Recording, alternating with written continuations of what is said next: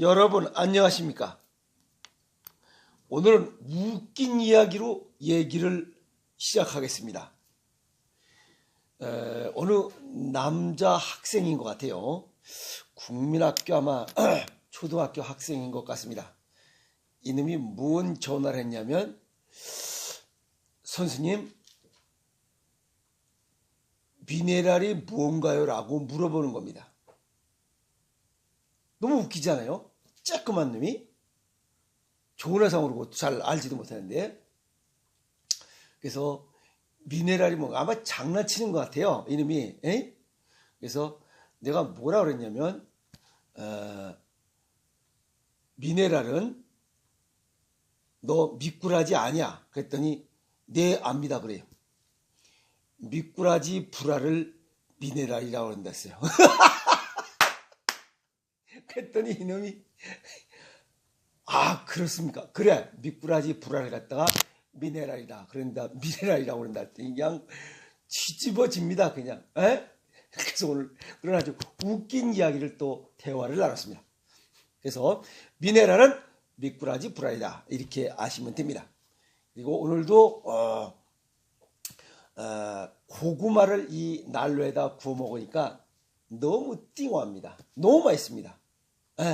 이렇게 즐거운 시간이 이렇게 지날 줄이야 전 꿈에도 몰랐어요. 옛날에 이거 샀으면 겨울을 진짜 고구마처럼 따뜻하게 보냈을 텐데, 아따 이거 이렇게 좋을 줄은 몰랐어요. 아셨습니까? 그래서 오늘은 미꾸라지 불알 같은 이야기, 미네랄이 무언가에 대해서 그놈이 질문했기 때문에 그걸 정리하도록 하겠습니다.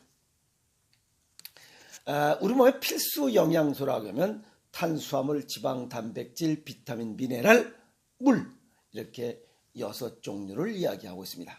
그런데 실제 미네랄이라고 하는 것은 우리 인체 구성의 4%를 차지하지만 영향을 미치는 것은 99%다라고 이렇게 표현하고 있습니다. 굉장히 우리 몸에 없어서는 안 될 중요한 요소입니다. 그리고 이 미네랄은 우리나라 말로 표현하면 무기질 또는 뭐 무기염류 이렇게 표현할 수가 있죠. 그리고 이 미네랄은 정확하게 용어를 보면 인체를 구성하고 우리 몸 인체의 성장과 유지 등의 생활을 등에 필요한 원소 중에서 유기물의 주 성분이 되는 산소, 수소, 탄소, 질소 CHON입니다. 그것들을 제외한 다른 원소들을 그냥 뭉뚱그리고 통합하고 이것저것 골고루 그냥 일컫는 말이다 이렇게 얘기하고 있습니다. 보면 칼슘, 마그네슘, 철분, 나트륨, 칼륨, 염소, 아연, 셀레늄 뭐 별의별 거 다 해당되는 거죠. CHON에는 나머지 다 이런 걸 표현하는 겁니다. 그래서 현재 밝혀진 미네랄 종류는 약 92종 정도 되고 우리 몸에서 발견되고 있는 이러한 그 미네랄의 종류는 약 82종 정도 된다고 합니다.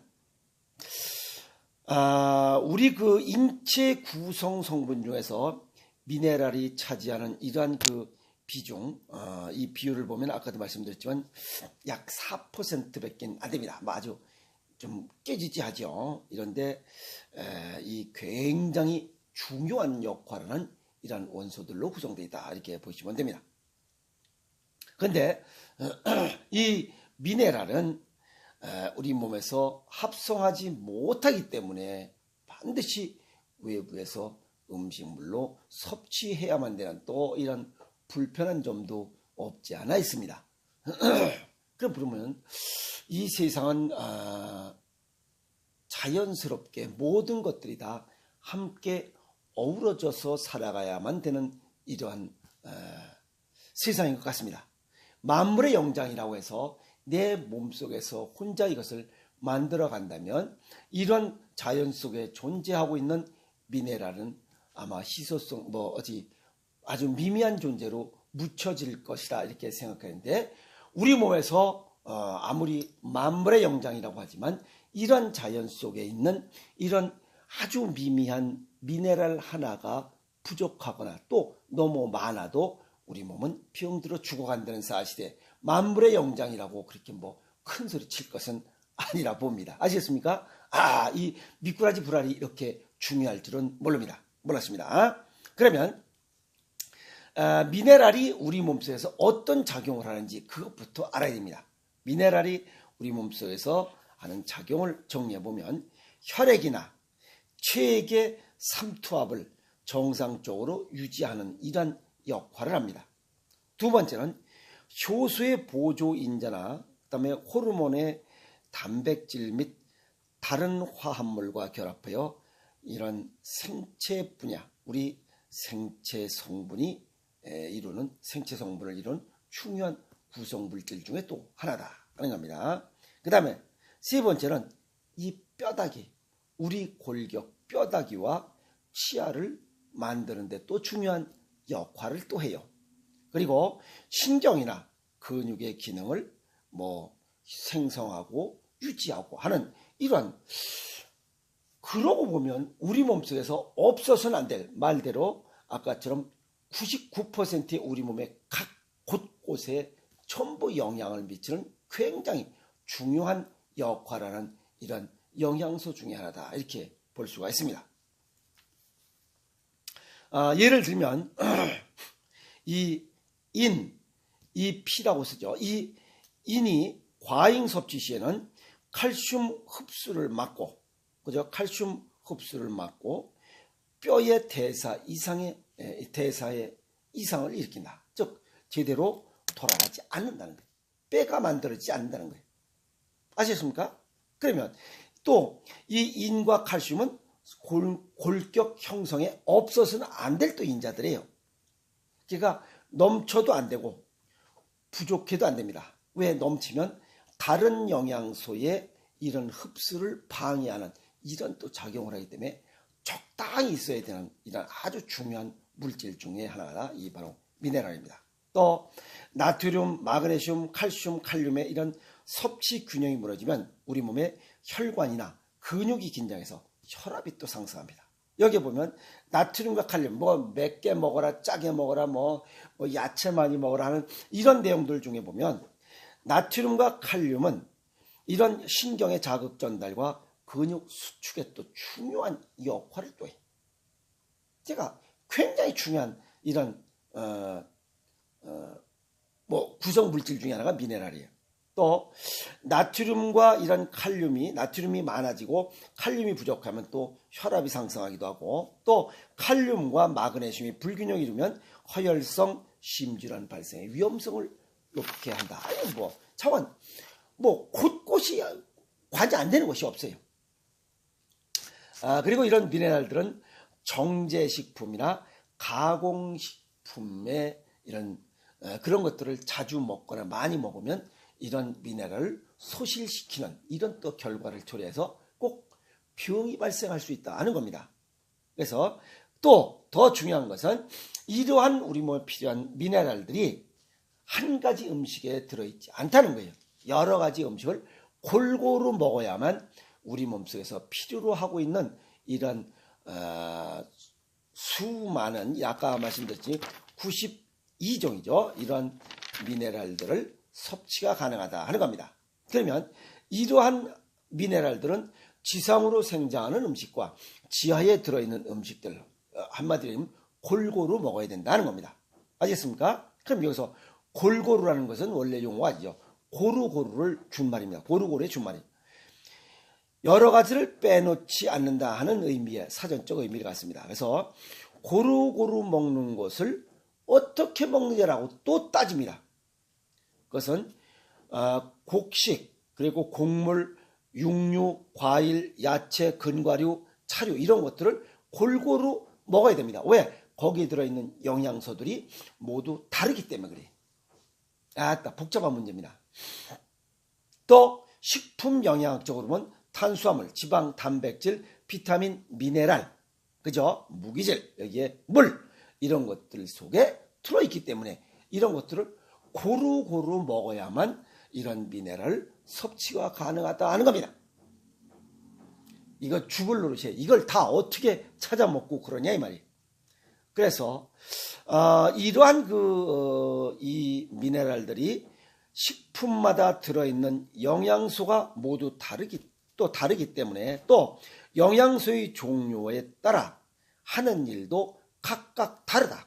그래서 다양한 식품을 골고루 먹어야 된다라고 하는 것이 바로 건강을 지키는 또 다른 식품 영양학적의 이런 장수 비결, 무병장수의 비결이 아니겠느냐라고 또 이렇게 그 미꾸라지 불알 같은 이야기가 나오는 겁니다. 아시겠습니까? 중요하다는 이야기죠. 근데 또 애들은 뭐라 그래? 골고루 먹으라니까 뭐 햄버거, 콜라, 감자튀김 이런 얘라 그놈이 그런 질문하면 얘라 미꾸라지 불알 같은 소리 하지 말라고 그랬어요. 그런 건 안 먹어도 된다고 그랬어요. 또 선생님 뭐 어쩌고 또 그놈하고 또 재밌는 얘기를 또 아까 또 한 20분 나눴어요. 딱 그놈이 뭐 건강에 관심이 많은 것 같아요. 근데 오늘 아주 뒤집어진 얘기를 한 게 그래서 미꾸라지 불알이 미네랄이다. 괜찮은 대답 아닌가요? 아니라고?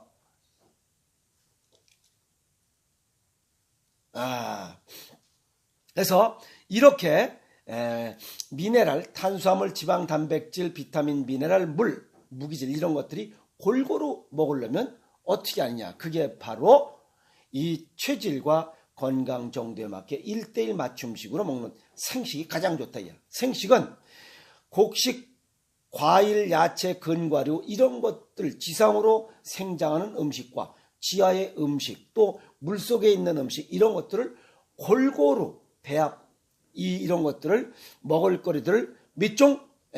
총 우리가 먹을 수 있는 것이 202종 중에 얼마나 알았어요? 94종 정도를 한 끼에 먹을 수 있도록 만들어진 음식이 바로 이 생식입니다. 그래서 1:1 맞춤식 생식이야말로 최고의 으뜸인 먹을거리다라고 이렇게 제가 말씀드린 이유가 그겁니다. 아시겠습니까? 미꾸라지. 그리고 두 번째는 소금을 먹지 마라, 짜게 먹지 말아라, 싱겁게 먹어라라고 얘기하는 사람들은 아주 잘못된 이야기입니다. 왜?